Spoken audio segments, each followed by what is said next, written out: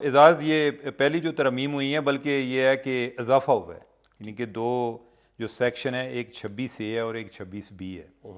तो मैं आज आर्मी एक्ट भी पढ़ रहा था कि ये पता चले कि ये 26A और 26B तो आया है, तो पहले हम ये देख लें कि 26 क्या है। तो जो आर्टिकल 26 है इनका, सेक्शन 26 जो है आर्मी एक्ट का, वो है कि अगर आप कोई एक बदनीति के साथ कोई पासवर्ड, कोई कोड वर्ड आर्मी का या कोई और इस तरह के इशारे होते हैं, यानी कि काउंटर साइन वगैरह, वो अगर आप किसी को कन्वे करते हैं या उनको पब्लिक कर देते हैं, ठीक है, तो उस पर सजा थी कि कोर्ट मार्शल होगा। अब आगे उसकी एक्सटेंशन आ गई, यानी कि बेसिकली ये इंफॉर्मेशन के रिलेटेड है कि जो डील कर रहा है मालूमात के हवाले से। तो पहले जो है वो बिल्कुल प्योरली एक मिलिट्री के बारे में था, ठीक है, कि जो एक मिलिट्री साइंस हैं, कोई पासवर्ड वगैरह, यानी कि उसके हवाले से। अब जो 26A है वो ये कह रहा है कि कोई भी ऐसी इंफॉर्मेशन, यानी जो सीक्रेट ही ना हो, सीक्रेट भी है और अनऑथोराइज्ड भी है, ठीक है। अनऑथोराइज्ड अगर आप किसी को कन्वे करते हैं और पता चल गया तो आपकी जो है ना वो सख्ती आएगी और उसमें आपको 5 साल तक सज़ा हो सकती है। और ऑफिशियल सीक्रेट एक्ट के तहत भी आपके खिलाफ कार्रवाई हो सकती है। शायरी ऑफिशियल सीक्रेट एक्ट जो है ना, आप समझें कि उसके साथ अब ये लगा दिया गया है कि उसका बहुत यानी कि एक सीक्रेट की तो डेफिनेशन होती है ना कि फ़लाँ चीज़ जो है सीक्रेट है, तो आपने अगर आप कुछ राजों की अमीन है तो आप नहीं बात कर सकते। इधर ये है कि अनऑथोराइज्ड इंफॉर्मेशन, फॉर एग्जांपल कि आप जो है कर्नल एजाज हैं और आपने कोई आर्मी चीफ की कोई मीटिंग अटेंड की है, यानी वो बेशक ओवरऑल एक दरबार हो, ठीक, और आप वो भी आके आप अथोराइज नहीं है। उधर अथोराइज कौन है? जो एक आमतौर पे होता है वो ISPR है, और ISPR में DG ISPR है। उसके अलावा कोई बंदा इधर उधर को बात बाहर निकालेगा, लीक करेगा और उसका पता चल जाएगा तो उसको 5 साल सज़ा है। ये 26A सेक्शन जो है वो इसके बारे में, ठीक है।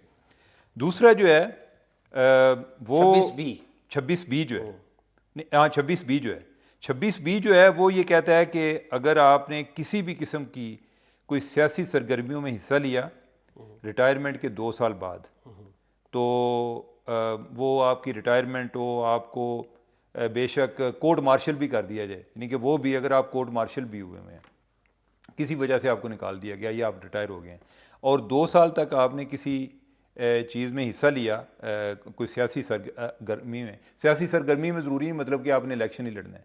सियासी सरगर्मी में मतलब ये भी है कि आपको पॉलिटिकल पोजीशन ले लेते हैं, ठीक है, आप कोई मुजाहरे में शिरकत करते हैं, कोई इस तरह की भी एक्टिविटी में अगर आप मुलव्वस पाए गए, आपकी नज़र आ गए, तो उसमें यह है कि आपको 5 साल सज़ा होगी।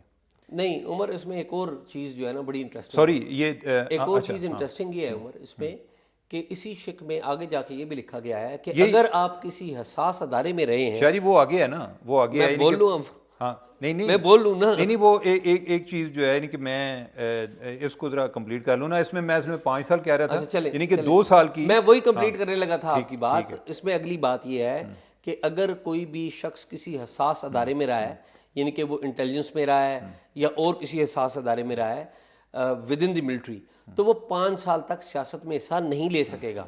अब ये शक पढ़ के ना मुझे ये लगा है कि जिस तरह जनरल फैज़ हमीद साहब पर पाबंदी लगी है कि 5 साल तक तो वो किसी सियासी सरगर्मी में हिस्सा नहीं ले सकेंगे। वैसे बाय द वे जनरल फैज़ हमीद साहब पहले ऐलान कर चुके हैं कि वो सियासी सरगर्मी में हिस्सा नहीं लेंगे, लेकिन ऐलान से को पता नहीं चलता ना, पता नहीं बंदा कहता है जी कि मैं तो नहीं चाहता था, लेकिन मुझे जो है ना चकवाल के लोगों ने बहुत ज़्यादा मजबूर कर दिया कि मेरा जीना हराम कर दिया कि वो कहते हैं कि नहीं अब आपको सियासत में आना। और अगर इसकी खिलाफ वर्जी की गई, यानी कि 5 साल से पहले आपने सियासत में हिस्सा लिया, तो 2 साल आपको कैद भी होगी। वैसे by the way I believe कि ये किसी एक पर्सन के लिए नहीं बनी हुई, ये लॉ नहीं बनाया गया, ये लॉ बेसिकली बनाया गया है पूरी आर्मी के लिए और आर्मी के अंदर जो हसास मुकामात पर तैनात हैं, और पर्टिकुलरली मेरे ख्याल में इंटेलिजेंस के लोगों के लिए मुझे लग रहा है, क्योंकि ये बहुत सारे राजों के अमीन होते हैं जो इंटेलिजेंस के लोग होते हैं और उनको मैनिपुलेट कर सकते हैं, तो अपेरेंटली एजाज। लेकिन ये है कि जो हसासियत है ना, इसका तय भी आर्मी चीफ ने करना है। पूरी फौज ही हसास है। आप कोई लेट से कि वज़ीरिस्तान ऑपरेशन में थे तो वो भी आपने एक सेंसिटिव जगह थी, तो लिहाजा मेरा ख्याल है कि अगर कोई पीछे यही रह जाएगा कि अगर कोई हो सकता है फ्रंटियर वर्क्स ऑर्गेनाइजेशन में हो, कोई NLC में हो, तो वो साथ ना आए। लेकिन शायद हो सकता है कि जो बिल्डिंग बना रहे थे वो भी बड़ी हसासन सी बात थी, लिहाजा वो एक सब्जेक्ट टू इंटरप्रिटेशन है। ठीक बात। वो तशरीह जो है वो हाकिम वक्त करेगा, इनके केस में सिपा सलार करेंगे कि कौन हसास सिपा जगह पे। सलार आला। हाँ, सिपा सलार।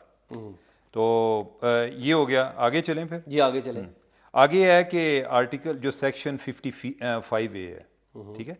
अच्छा एजाज, जो conflict of interest, conflict of interest, अच्छा इससे पहले जो ये सिर्फ जो है ना सेक्शन 55 था, ABC को नहीं थे।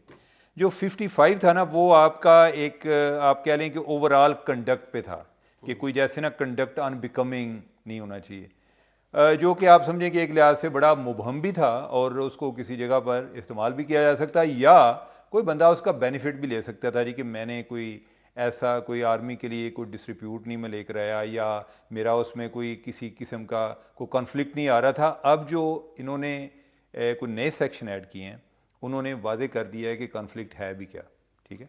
तो अब ये है कि अगर आप जो है आपने आर्मी में थे और आपने 5 साल बाद आर्मी छोड़ने के 5 साल तक आप कोई डायरेक्टली या इनडायरेक्टली कोई ऐसी मुलाजमत नहीं कर सकते, कोई ऐसी कंसल्टेशन नहीं कर सकते, या कोई और ऐसी इंगेजमेंट नहीं कर सकते कि जिसमें आपका कॉन्फ्लिक्ट ऑफ इंटरेस्ट हो।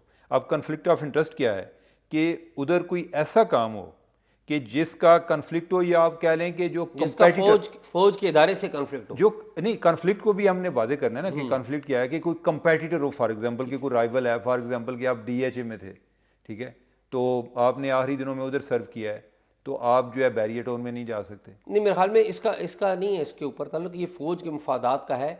इसमें मिसाल के तौर होता ये था कि हमारे बहुत सारे फ़ौजी अफसरान हैं वो बैरून मुल्क मुलाजमत कर लेते थे। हमने देखा कि जब वॉर ऑन टेरर चल रही थी तो बहुत से रिटायर्ड फ़ौजी और इंटेलिजेंस के हुकाम वो जाके मुख्तलिफ फ़ॉरेन कंट्रीज़ के जाके भर्ती हो जाते थे और वहाँ पर इंटेलिजेंस का काम भी करते रहे, वहाँ पर फ़ौज और सिक्योरिटी का काम भी करते रहे, और वो फॉरेन कंट्रीज़ को वो सर्विसेज दे रहे थे। और वो जो फॉरेन कंट्रीज़ थी वो सर्विसेज उनकी इस्तेमाल कर किसके खिलाफ कर रही थी?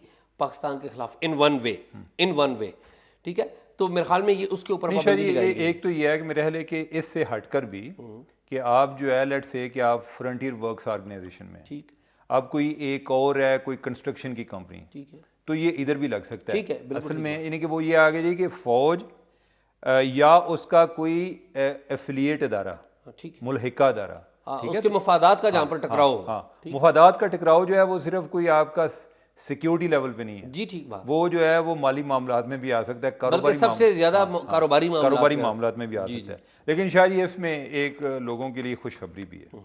वो खुशखबरी ये है कि अगर आपको इजाज़त मिल गई, आर्मी चीफ जो है आपको इजाज़त दे सकते हैं, ठीक है, कि सिर्फ एक बंदा आपको इजाज़त दे सकता है, वो आर्मी चीफ। वो आर्मी चीफ दे सकते हैं। अगर आर्मी चीफ को लगा, आपने कायल कर लिया कि कॉन्फ्लिक्ट नहीं है, या अगर मैं कहीं हूँ तो कोई मिशन भी है, इसमें कोई फ़ायदा ही हो सकता है फ़ौज का, या कोई लेट से कि रेल शरीफ टाइप जो है इनके कोई और कोई किसी आर्मी चीफ का कोई इस तरह का कोई बाहर का कोई नौकरी लग जाती है, तो आप बताते हैं जी कि नहीं वो हमसाया मुल्क हैं या ब्रदर मुल्क हैं, तो आप इनको कन्विंस कर लेते हैं, यानी कि आपने असल में आर्मी चीफ को कायल करना है कि इसमें कोई कॉन्फ्लिक्ट नहीं है, कोई मसला नहीं है, ठीक है। और अगर आप कायल नहीं कर सके और आप करते हुए पकड़े गए हैं तो फिर आपको जो है वो 2 साल सज़ा है और 5 लाख जुर्माना है, ठीक है।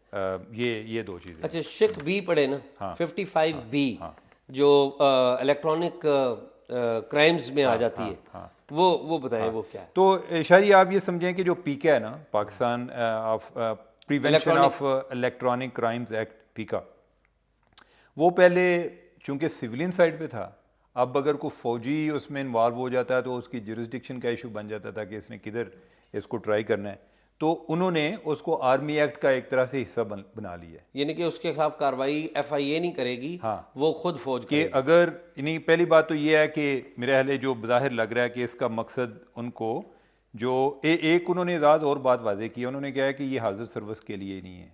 आर्मी एक्ट की ये जो चीज़ है उसमें है कि any person who is or has been subjected to the army act, कि जो अभी यानी कि जो जिस पे डायरेक्ट आर्मी एक्ट लग रहा है या पहले लगता रहा है, ठीक है, यानी कि वो दोनों, तो अगर वो कोई किसी तरह से आर्म्ड फोर्सेस को रिडिक्यूल करते हैं उनके जो तशख़्ख़ुस है उसको मसख़ करने की कोशिश करते हैं या स्कैंडलाइज करते हैं, यानी जो भी है, यानी कि वो एक रिडिक्यूल में ही आ जाएगा सारी चीज़ें।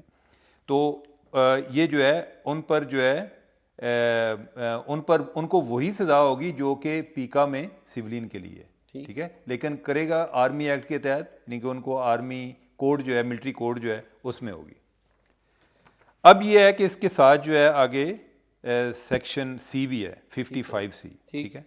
तो यानी ये तकरीबन वही चीज़ है कि भाई जो रिडिक्यूल करता है, स्कैंडलाइज करता है, फौज को जो बदनाम करता कोई है, नफरत पैदा करने की कोशिश करता है, या किसी तरीके से यानी कि फ़ौज को नुकसान पहुंचाने की कोशिश करता है, तो उनको ये जो है उसमें 2 साल सज़ा और जुर्माना और दोनों चीज़ें यानी कि ये हो सकती हैं, ठीक है। तो मेरे ख्याल है कि इसके बाद जो है ना जनरल हारून असलम वगैरह इन पर भी एक तरह से ये कदगन लग जाएगी कि क्योंकि ये जो ट्वीट वगैरह काफ़ी कर रहे होते हैं, तो मेरे ख्याल है कि ओवरऑल जो एक आर्मी की प्रेजेंट लीडरशिप है उनको टारगेट कर रहे होते हैं। तो अगर वो नहीं उसमें एक इबाहम है कि ये जो है ना शिक जो आर्मी एक्ट में सेक्शन 55C है, इसमें ये बात वाजे नहीं है कि ये इसका इतलाक पाकिस्तान मिलिट्री एक्ट के तहत सिविलियंस के ऊपर भी होगा या नहीं होगा। मगर इसके तहत अगर आप सिविलियन को भी पकड़ लें तो मेरा ये ख्याल है कि ये बड़ी ख़तरनाक शिक है। आई विश के इसको पार्लियामेंट में पेश करके डिबेट किया गया होता तो शायद इस तरह ना होता। और मैं हैरान हूँ, हैरत है हमारे सेनेटर्स पर भी जिन्होंने जनाब अंगूठा फौरी तौर पे लगा दिया और कोई पूछ गिछ नहीं की, ना कोई बातचीत डिबेट हुई है। ये शाह जी आपने बड़ा एक इम्पॉर्टेंट पॉइंट रेज़ किया है, और वाकई यानी कि ये एक है कि इसमें ये चीज़ क्लियर नहीं है कि ये इसमें आर्मी का जिक्र नहीं है सिर्फ, यानी कि इसमें यह है कि आर्मी को टारगेट करने वालों के हवाले से, और आपको उसमें कोई तखसीस नहीं है कि वो सिविलियन है या वो फौजी है। अच्छा, आपको ये याद हो कि पाकिस्तान तहरीक इंसाफ के दौर में एक कानून पेश किया गया था कि जी ये जो है ना कि आपको सज़ा होगी, कमोवेश यही कानून था, अलग से बिल के तौर पर पेश किया गया था और उसके ऊपर बड़ा शोर मचा था।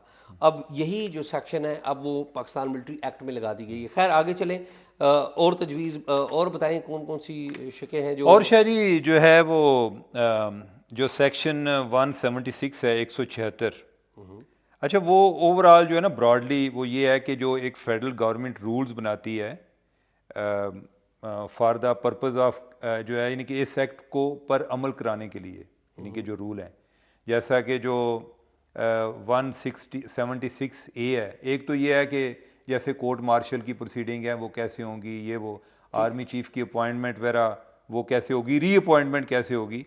ये जो जनरल बाजवा का जब केस आया था वो भी 176 के तहत जो है वो डील हो रहा था।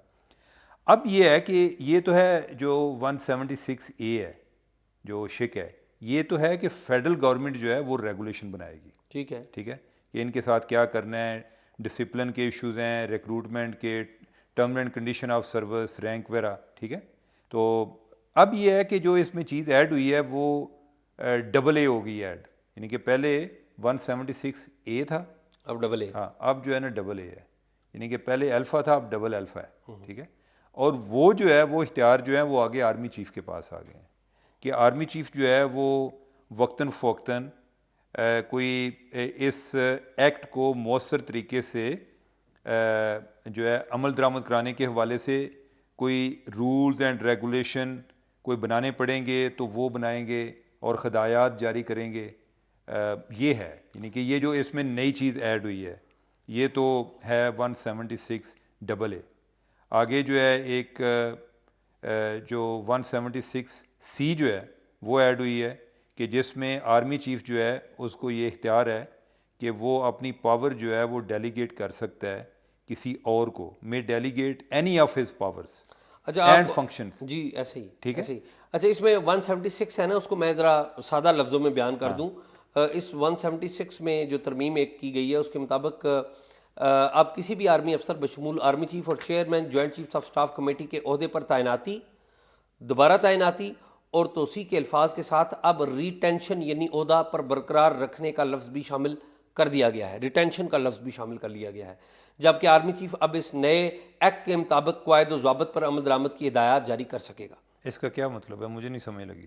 यानी कि आर्मी चीफ किसी भी जो ऑफिसर है उसको रिटेन करने का इख्तियार रखता है। नहीं, आर्मी चीफ अपने आप को भी रिटेन करने का रखता है। अब मेरी अंडरस्टैंडिंग है उसके मुताबिक तो ये आया है 176 के तहत। अच्छा, ये एजाज़, मुझे इस जो भी तरमीम हुई है ना, सबसे ज़्यादा जो मेरे जहन में एक अबहाम रह गया है वो ये 176 AA के बारे में है। ठीक है। कि ये क्या, एक तो ये है कि जब ऊपर मैंने इसीलिए जो 176A है वो भी पढ़ के सुनाया है कि यानी कि वो अपनी जगह पर मौजूद है, और उसमें ये है कि जो अपॉइंटमेंट है, रीअपॉइंटमेंट है, एक्सटेंशन है, रिटायरमेंट है, चीफ़ ऑफ आर्मी स्टाफ की, chairman joint chief of staff committee की, वो तो उसमें है। तो अब ये है कि जो आप बात कह रहे हैं ना, उसका ये मतलब हो सकता है कि अगर पहले एक लेट्स से कि कोई एक लेफ्टिनेंट जनरल है तो आपने उसको एक्सटेंशन देनी है साल के लिए, तो ऐन मुमकिन है कि अब ये इख्तियार जो है कहीं आर्मी चीफ के पास ना आ गया हो। लेकिन इस पे इबाहम है